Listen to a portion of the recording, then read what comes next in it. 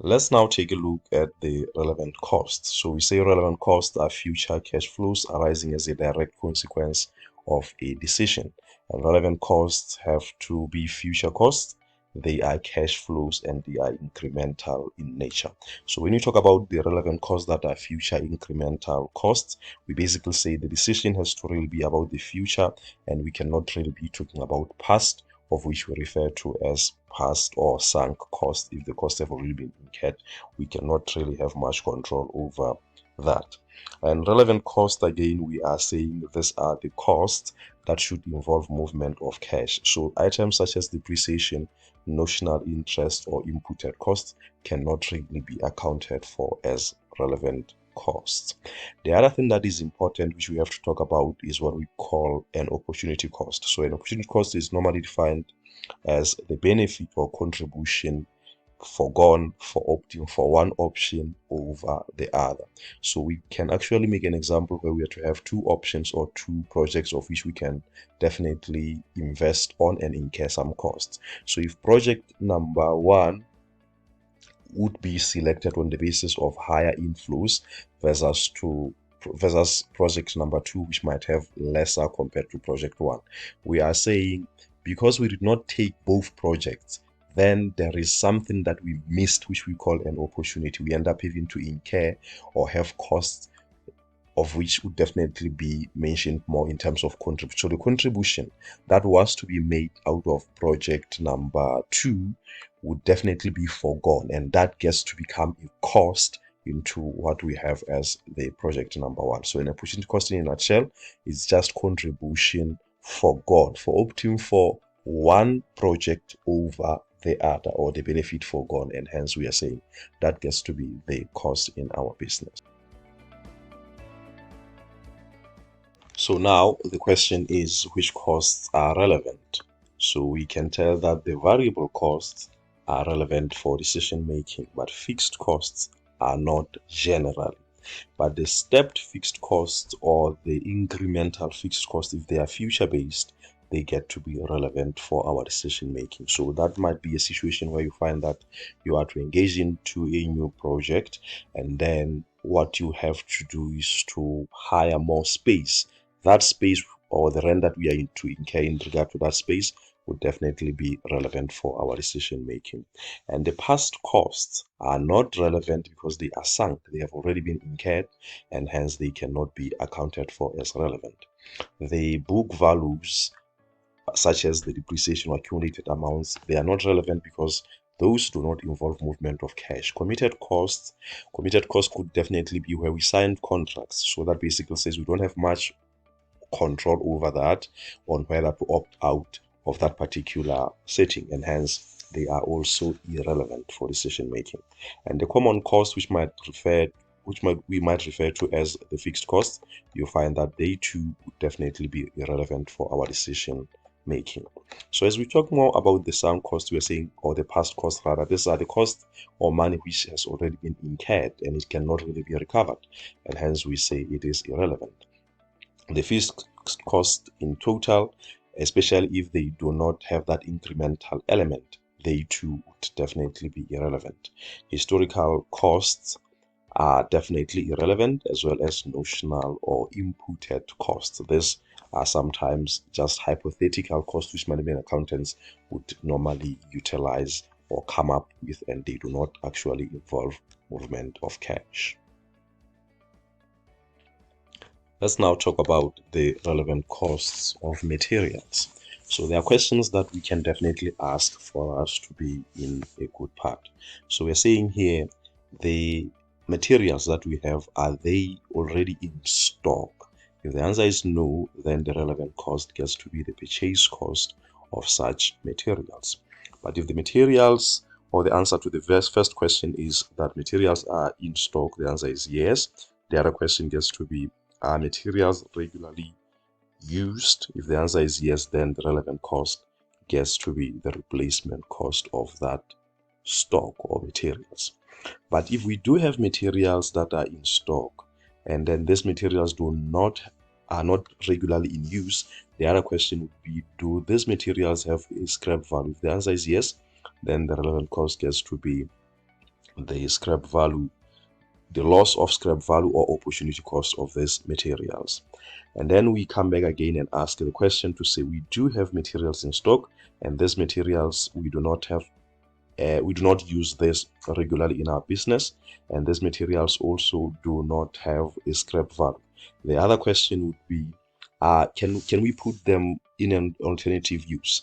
They're already in stock, we do not use regularly, they do not have a scrap value such that we could sell to the outside world. And then the question would be, could we use this for something else? If the answer is no, then the relevant cost gets to be a zero, or there is really no relevant cost.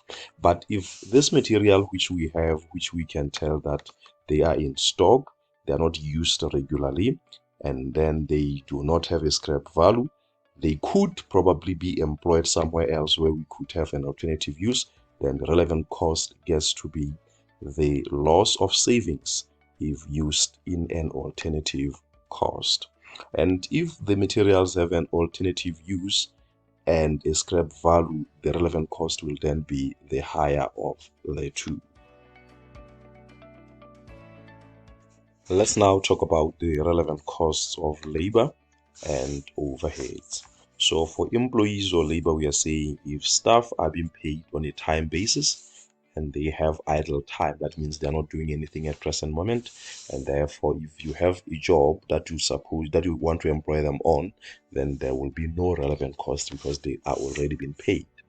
But if staff have no spare capacity, that means everybody is employed and there is no additional labor that is available, then the relevant cost is the loss of contribution per labor hour that they would have earned.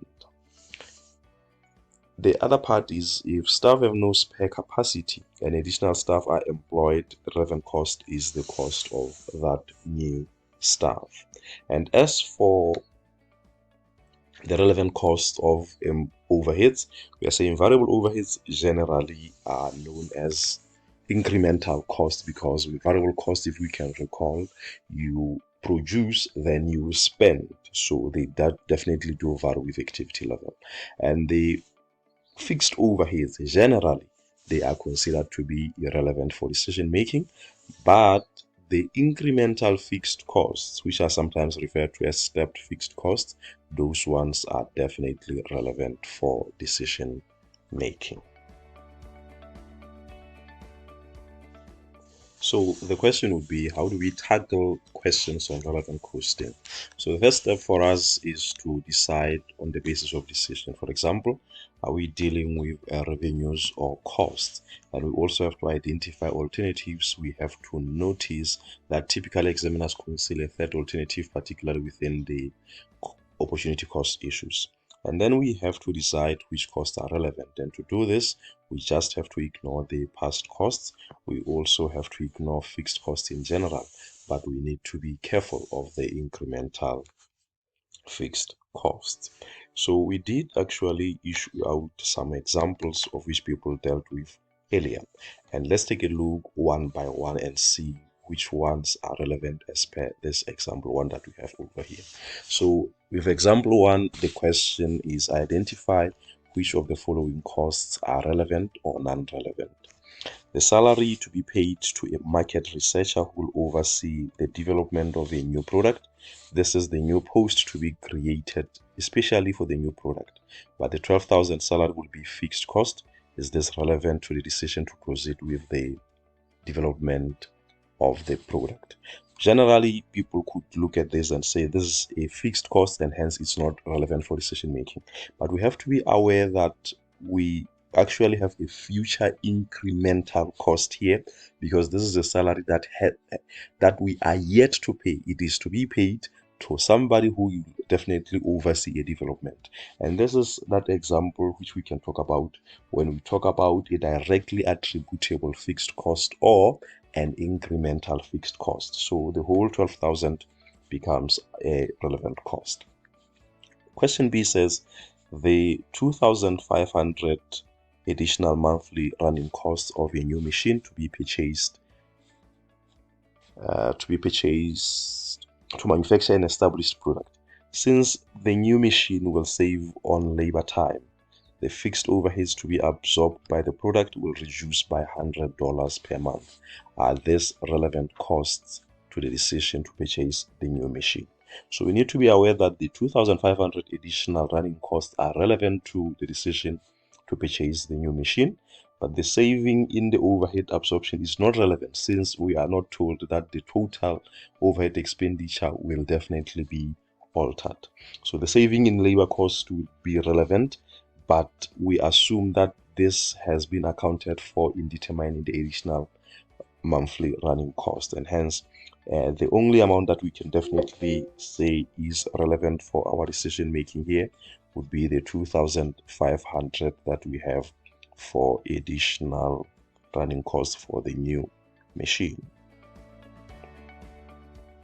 And as for the office cleaning expenses, we are seeing office cleaning expenses of 125 for next month. The office is cleaned by contractors and the contract can be cancelled by giving 1 month's notice. Is this relevant to the decision to close the office? So this is not relevant cost for the next month, since it will be incurred even if the contract is cancelled today. But if a decision is being made to close the office, this cost cannot be included as a saving to be for next month.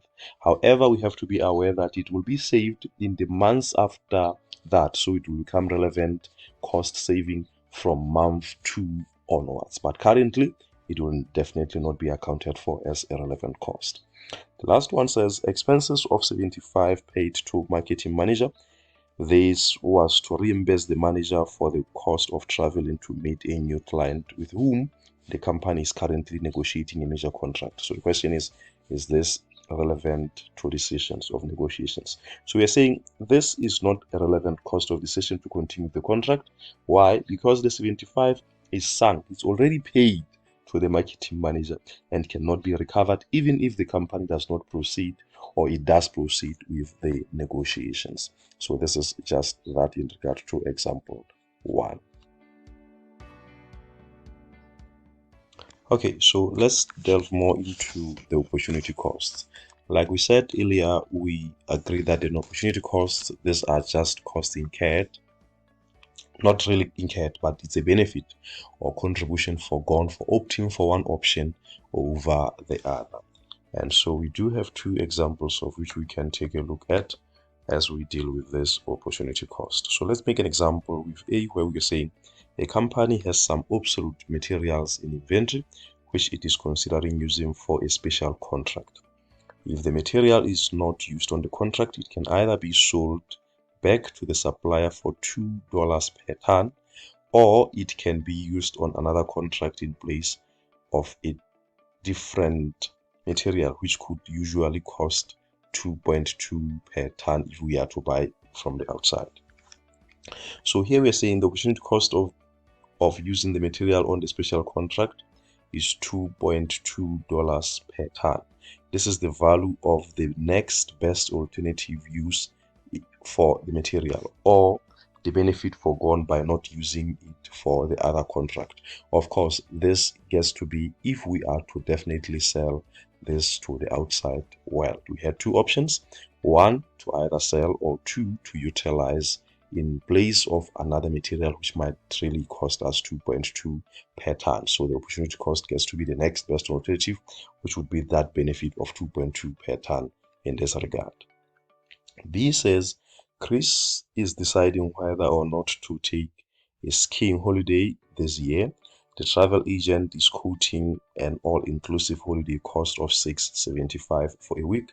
Chris will lose the chance to earn $200 for a part-time job during the week that the holiday would be taken. The relevant cost of taking the holiday is here $875.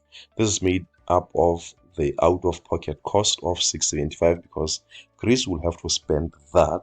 2, he will also lose on the other part of income, which now tends to become an opportunity cost of $200 because these are the part-time wages that would be foregone. Let's now tackle exercise 7. So just like with exercise 1, it was issued earlier, but anyway, the questions will be read and then we'll see on how we deal with that. So with exercise 7, we do have ABC Limited, but let's start with the requirement so that we can know how far we are. So the question is, use the details below to determine the relevant cost of the order. So we do have A, B, C, and D as all the subparts or the requirements. Okay, so ABC is deciding whether or not to proceed with this special order. 1. Materials P and Q will be used for the contract. 100 tons of material P will be needed, and sufficient material is in inventory because the material is in common use in the company. The original cost of the material is in inventory is $1 per ton, but it would cost 1.2 per ton to replace it if it is used for the contract. Material Q required is in inventory as a result of previous over-purchasing. This material originally cost $500, but it has no other use. The material is toxic, and if it is not used on the contract, then ABC must pay $280 to dispose it of. So just on this part, let's find how much would be relevant so that we can move on to the second or the B part of the question. We can tell out of this that the relevant cost of material which is used regularly is its replacement cost, and hence we are saying this will ensure that the business profits are unaffected by the use of the material for this particular contract. So the relevant cost of material P is therefore 1.2 per ton as its replacement cost, and as you can see, we have 100 tons at the top, and therefore 1.2 multiplied by that 100 would give us 120. That is one thing that we can draw from the first part, which is A. But material Q has a negative cost or benefit if it can definitely be used in the contract. So this is the saving which will be made through not having to pay the disposal cost of 280. So we are saying if we were to use material P, which we already have in stock, we might just save out of the cost that we would have to incur if we were to dispose this, because it is definitely going to cost us 280. So the relevant amount there, which will definitely have a negative impact within our relevant costing structure, will be a negative amount for material Q of 280, because that is definitely the benefit that we are getting if we are to use that which we have already in inventory. So on A, let's take a note. 120 is relevant for P because that is replacement cost. For Q rather, the cost that we have already incurred is sunk. The 500 is sunk, but 280, as we use this within our products, then we save 280, which we would have to incur to the authorities probably, and hence that gets to be a saving of 280, which will be negative in this part as we are to calculate relevant cost. So you have 120 positive as a cost and 220 as that kind of a benefit or a saving rather, which we will have of 280 for materials Q. Then for B, they're saying the contract requires 200 hours of labor at $5 per hour. Employees possessing the necessary skills are currently employed by the company, but they are idle at the present due to a lull in the company's normal business. So here, in regard to labor, the relevant cost is zero. The labor cost is being paid anyway, and no extra cost will be incurred as a result of this contract. And hence, we are saying all we do is just to give them activities to do because they are already being paid. For C, we are saying overheads will be absorbed by the contract at the rate of $10 per labor hour, which consists of a 7 for fixed as well as 3 for variable.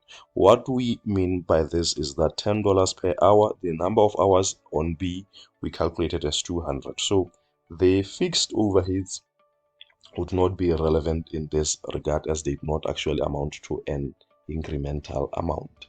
But the variable overheads of $3 multiplied by the 600 that we have will definitely give us a 600 of a cost that will be relevant for decision making. So fixed overheads are not relevant, but variable overheads of 3 multiplied by 200, which will give us $600 in total, that will be relevant.